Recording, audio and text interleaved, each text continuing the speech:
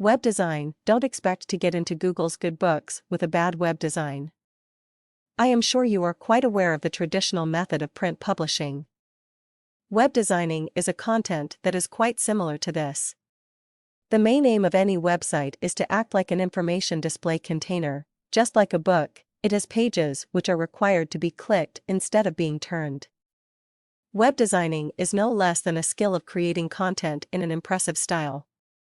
The website design should be such that you can ensure that Google is giving you a real high rank, so that you are easily in their good books when people are looking for service provided by you when they type it over the search engine. As such, Google is one of the best and well-known search engines, and so naturally people would use it for finding out about anything.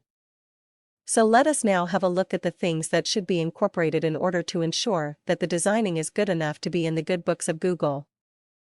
There are some accessibility principles which, if followed, can ensure that your website is easily accessible. In order to give a relevant structure of documents to your website, try and make use of semantic markup.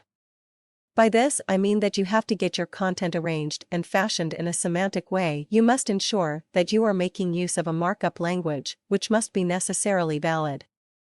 It must also conform to published schema or DTD. If you are making use of images or pictures and videos which are non-textual, then you have to ensure that for them you are using text equivalents. When any of your visitors are reading out of context, then, for them you have to make use of hyperlinks that would help in making sense. I would ask you to avoid "click here." It would be best if you can ensure that you are not making use of frames. Make use of CSS for the purpose of layout instead of making use of HTML tables for the same purpose. When someone is choosing to read the source code one line after the other, it should remain intelligible to the user agent.